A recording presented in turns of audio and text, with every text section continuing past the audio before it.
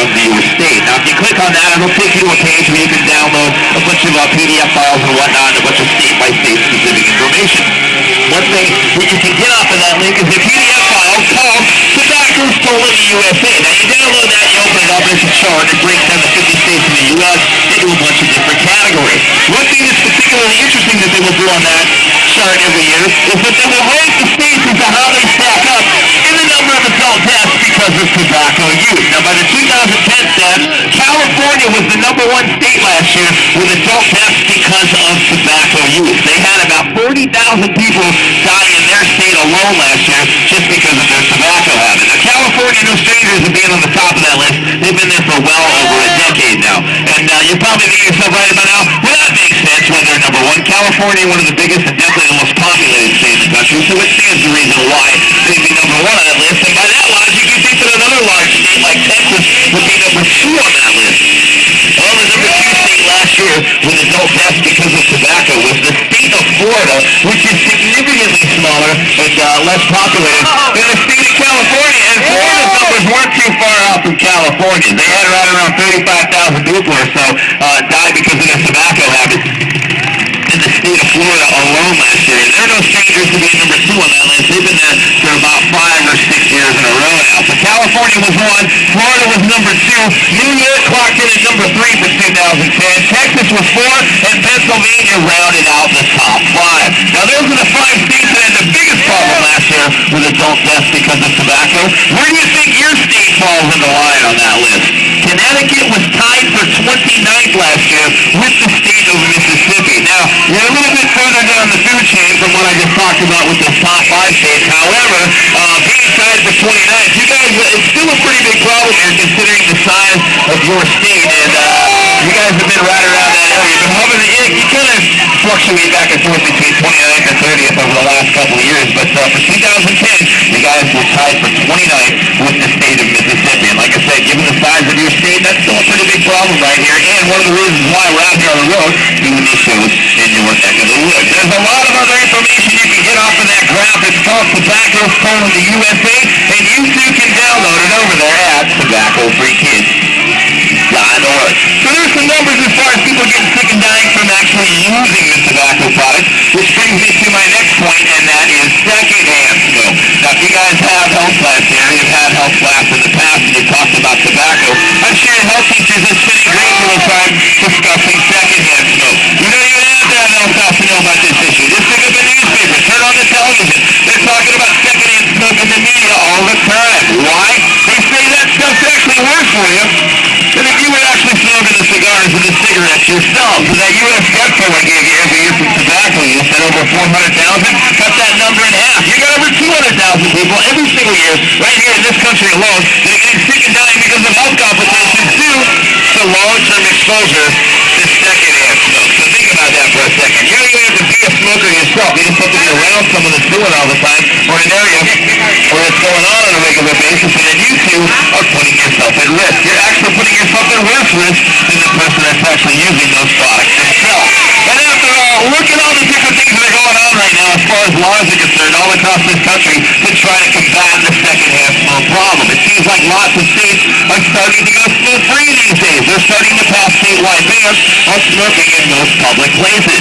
Now, that type of legislation, it took root out on the West Coast. It was 13 years ago, 1998. California became the very first state to ever pass a statewide ban on smoking in restaurants and other public establishments. Now, when that went down out there, all the smokers were up in arms about it. They were like, hey, you can't do that. We've got rights. That's unconstitutional. We're going to get that law repealed. Well, they didn't. Here we are 13 years later. That one's still going strong in the books out there in California. They've actually expanded on it quite a bit. You'd be hard-pressed to find anywhere in that state where you can actually light up in public these days. They don't even let you smoke on the state beaches and the piers anymore out there that line their coastline.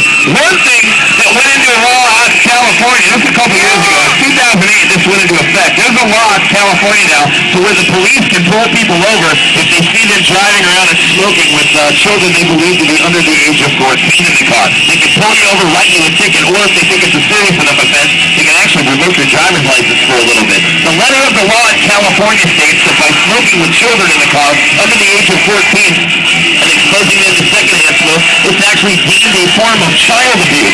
I'm not making that up. That's an actual law in California. They talked about doing that for over a decade, and they finally passed it in 2008. And they're not the only state to have that law about smoking with children in the car.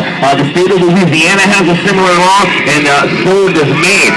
And I bring that up because it's an example of the types of things that are being looked at the state and the local level to try to combat the secondhand smoke problem. Now, California was the very first state to pass that statewide ban on smoking in restaurants and other public establishments, and they were the only ones leading the charge in that fight. It took them about a year or so to actually start enforcing it, but when they did, lots of other states started to take notice. A couple years down the road, the state of New York got involved, and they passed a similar law. It went into effect in 2003. They called it the Indoor Clean Air Act of New York.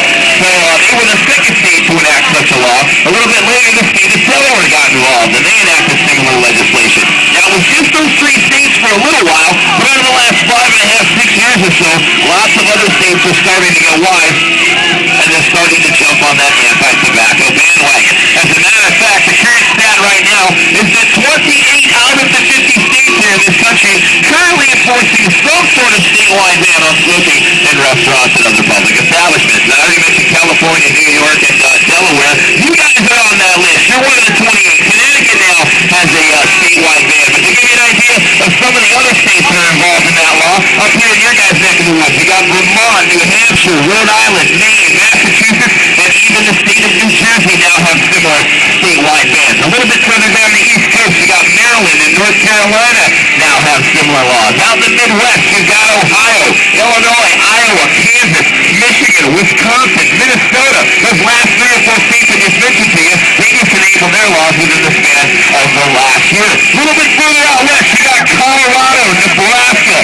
New Mexico, Arizona, Utah, Oregon, Washington, Montana, even the state of Hawaii. Like I said, 28 out of the 50 states here in this country currently enforcing these bans. Why are these things happening? Because every single year, doctors are finding out more and more things about how deadly, how dangerous the secondhand smoke really is for the innocent bystanders that are hanging around the smokers, and that's why you have these laws getting passed. Like I mentioned when I got on this subject, you don't even have to have health class to know about this issue.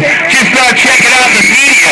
USA Today, that paper is an excellent source of information when it comes to articles related to secondhand smoke and some of the laws that are being passed to try to combat it. Speaking of USA Today, I wrote an article in that paper 2 years ago on this very tour about something that doctors now refer to as third-hand smoke. Now, I know that sounds a little stupid, but I swear I'm not making this up. This is a real thing. What they say third-hand smoke is, you're out hanging around someone who's smoking, and you get the smell of their smoke in your clothing and your hair and whatnot. You know you can't get rid of that until you take a shower, do your laundry, or anything like that. They say that by being able to smell smoke on any object whatsoever, whether it's your clothing, your hair, the upholstery of your furniture, the interior of your car, being able to smell smoke on any object at all, they refer to that as third-hand smoke, and they say that long-term exposure to that can lead to various types of health complications over the years. And because of the studies that are coming out right now about third-hand smoke, it's changed the way that several types of businesses do business here in the United States. I'm referring specifically to hotel chains and rental car companies. For many years, when you rented a car or checked into a hotel, you had the option of a smoking or non-smoking car or a smoking or non-smoking room. Nowadays, the rental car companies, they're getting all new cars in their fleet, so they no longer allow people. Most of the chains these days, there's still a few that will let you do it, but most of the big name chains, they don't let you smoke in their cars anymore. And if you do, they'll charge you a pretty hefty fine. Same thing with the hotels. A lot of the major chains are revamping their properties, they're remodeling everything, and they no longer allow you to smoke in the rooms. And again, if you do, they charge you a very high price fine. And the reason that's going on is a direct result of the studies that are coming out about the dangers of third-hand smoke. Now, there's some information about third-hand smoke up over there at tobaccofreekids.org, but if you get into Google or any other internet search engine, you type in third-hand smoke, you'll come up with a whole slew of information on the subject.